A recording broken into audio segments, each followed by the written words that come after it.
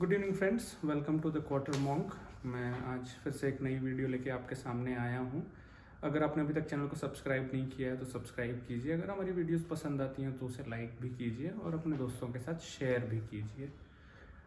अब बात स्टार्ट होती है कि मैं तो पॉलिटिकल टॉपिक्स के ऊपर बोलता हूँ, तो ये सबसे पहले मैं ये डिस्क्लेमर दे दूँ आज की वीडियो में कि अगर आप भक्त हो तो ये वीडियो आपके लिए नहीं है, क्योंकि आपको तो अच्छे अच्छे लोग नहीं समझा पाए, आपको अच्छी अच्छी मीडियाज़ नहीं समझा पाई, तो मैं क्या ही समझा पाऊँगा। लेकिन अगर आप एक बैलेंस्ड ह्यूमन हो जो हर चीज़ में सही और गलत देख सकता है, तो आप इस वीडियो को देखिए, आपको ये शायद पसंद है, ये मेरी कोशिश है। तो अभी मन थोड़ा विचलित इस बात पे हो उठा है कि दौरे होने शुरू हो गए हैं। दौरे होना अच्छी बात है। आप अपने जहाँ से लोगों ने आपको चुना है, आप जीते नहीं हो, लोगों ने आपको चुना है। तो चुनाव में जीत हार नहीं होते, चुनाव में आप चुने जाते हो या नहीं चुने जाते हो, ये हमारा अधिकार है आपको चुन के भेजना। तो जीत हार कोई चीज़ ही नहीं होती है चुनाव के अंदर। लेकिन आप जीते हो, आप जाओ वहाँ। लेकिन आप जहाँ से जीत के आए वहाँ के आप एक लोकसभा के सदस्य हो, उसके ऊपर आपने एक और पोस्ट को स्वीकार किया है कि आप इस पूरे देश के प्रधानमंत्री हो। तो आप बनारस गए, आपने बहुत अच्छे कन्वेंशन सेंटर का उद्घाटन कर दिया, बहुत खुशी की बात है, अच्छा लगता है हमारे देश में कुछ अच्छा हुआ। थोड़ी ही दूर वहाँ से अभी कुछ दिन पहले कोरोना में लाशें मिली थी तट पे नदी के, उसके बारे में जिक्र नहीं हुआ। आपने बहुत वाहवाही कर दी कि बहुत अच्छे से कोरोना को कंट्रोल कर लिया गया और काफ़ी अच्छी रही, कोरोना पे जीत हो गई हमारी। तो उस राज्य में ही ऐसी दिक्कतें आई थी कि गंगा किनारे लाशें मिल रही थी जब गंगा की साइड के बालू हट रहे थे, तो उसके बारे में आपने जिक्र नहीं किया। खैर ठीक है, वो तो चलता रहता है। थोड़ा और आगे बढ़ जाते तो एक राज्य है बिहार, जहाँ से मैं आता हूँ, वो राज्य भी मिलता आपको, जहाँ बाढ़ से लोग त्राही त्राही हो चुके हैं। आप ये इस देश के लिए शर्म की बात है कि आज़ादी के 70 साल बाद बाढ़ आया और नावों पे टीके मिल रहे हैं लोगों को। क्या बाढ़ में कोई दूसरी बीमारी नहीं होती है? कोरोना इकलौती बीमारी बच गई है दुनिया में? या फिर बाढ़ को हम कबूल कर लें, बाढ़ को हम एक्सेप्ट कर लें और उस हिसाब से जीने लगे कि हर साल बाढ़ आएगी, हर साल हम अपने घरों को छोड़ेंगे, हम किनारों पे जाएंगे, एक नाव आएगी, वो हमें टीका देकर चली जाएगी। ठीक है, आपको यही पसंद है तो हम ऐसे भी जी सकते हैं, कोई बात नहीं है, इसमें भी रह सकते हैं। लेकिन ये एक, क्योंकि वहाँ पर भी जो सरकार है वो आपकी मिलीजुली ही सरकार है, तो उस बारे में भी आपको सोचना चाहिए था। चलो, आपको शायद करीब की चीज़ें नहीं दिखती, थोड़ा दूर चलते हैं वहाँ से, तो एकदम दक्षिण को आ जाते हैं, केरला। केरला में केसेस कंट्रोल नहीं हो रहे हैं, केसेस बढ़ते जा रहे हैं। आपने कोई जिक्र नहीं किया उसके बारे में। तो आप प्रधानमंत्री हो या आप भाजपा के एक नेता हो? अगर आप भाजपा के नेता हो तो आपका भाषण समझ में आता है कि ठीक है, आपने भाजपा की एक सरकार की बहुत अच्छी बड़ाई की, लेकिन वहाँ भी बगल के राज्य के भाजपा और जो जदयू की मिली हुई सरकार है, उनकी फेलियर्स को आपने नहीं दिखाया लोगों को। फिर भी चलिए, अभिनेता अगर अभिनय कर सकता है तो राजनेता पॉलिटिक्स कर सकता है, वो आपका धर्म है, वो आपका ऑक्यूपेशन है, वो आपका पेशा है, आप करो, कोई दिक्कत नहीं है उसके ऊपर। लेकिन प्रधानमंत्री होने के नाते आपको केरला का भी जिक्र करना चाहिए था। जस्ट बिकॉज आपकी पार्टी वहाँ नहीं है डजेंट मीन वो देश नहीं है, देश वो भी है।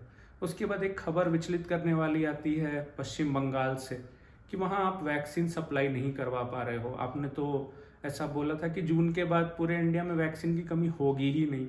अभी जिस दिन न्यूज़ खोलो, कभी दिल्ली में वैक्सीन सेंटर बंद है, कभी मुंबई में वैक्सीन सेंटर बंद है, कभी हम बंगाल चले जाते हैं, हमारे वहाँ पर वैक्सीन सेंटर बंद हैं। मैं जिस राज्य में अभी बैठा हूँ, यहाँ भी भाजपा की सरकार है और यहाँ भी अभी 18 से 44 साल के लोगों को मुफ्त में वैक्सीन नहीं मिल रही है। हम पैसे दे के वैक्सीन ले रहे हैं, जबकि आपने कहा था कि मुफ्त में वैक्सीन उपलब्ध कराई जाएगी। तो काफ़ी टाइम हो गया, नहीं मिली, खैर कोई बात नहीं, तो वैक्सीन के पैसे भी हम दे रहे हैं। लेकिन आपने केरला की बात नहीं की, चलो बहुत दूर है, शायद आपको करीब का भी नहीं दिखता और बहुत दूर का भी नहीं दिखता। ऐसे पास में महाराष्ट्र ऐसे बगल में ही है। आप गुजरात गए दौरे करने, एकदम सटा हुआ है, तो शायद फिर करीब का नहीं दिखा आपको। फिर से आपने नहीं बताया कि वहाँ भी केसेस स्टेबलाइज नहीं हो रहे हैं। तो ऐसा जो आप third wave, fourth wave, fifth wave, sixth wave की बातें बता रहे हो और लोग उछल रहे हैं, तो ऐसा नहीं है। सेकेंड वेव खत्म होकर थर्ड वेव आएगा, आपने तो सेकेंड वेव और थर्ड वेव को मिक्स कर दिया। तो ये बात कहना सही नहीं होगा कि सेकेंड वेव खत्म होकर थर्ड वेव आया, सेकेंड वेव ही चल रहा है। एक वेव को आप कंट्रोल नहीं कर पाए, तो यहाँ पर फेलियर है।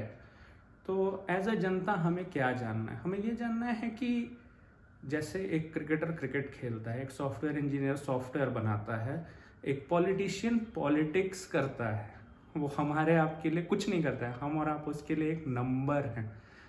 आज इतने केसेस हुए, आज इतने डेथ हुए, हम बस एक नंबर है। मैंने इसको झेला है, मैं इस बीमारी से पीड़ित था, मैं एक नंबर था। मैं रिकवर हो गया, ठीक है, मैं रिकवर हो गया। अगर मैं रिकवर नहीं होता तो मैं एक नंबर बन के मर जाता। तो प्लीज़ सरकार जो भी ब्रॉडकास्ट करे, जो भी प्रचार करे, अपने कॉन्सेंसस को अपने अंदर रखिए, अपने आत्मीयता को अपने अंदर रखिए, अपने आसपास के लोगों के साथ जीना सीखो।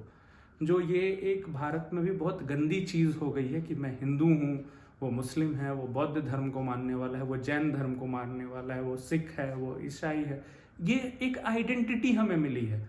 जब हमें कोई आइडेंटिटी मिलती है ना, तो हम उससे जाने जाते हैं। उसको प्रोटेक्ट करने वाले हम कोई नहीं है, हम प्रोटेक्ट कर ही नहीं सकते उस आइडेंटिटी को। आप ये कभी मत सोचो कि अगर आप एक दूसरे आइडेंटिटी को डिफेम कर रहे हो तो आप अपनी आइडेंटिटी को बचा रहे हो। तो इन सब चीज़ों में लड़ना छोड़ दो यार।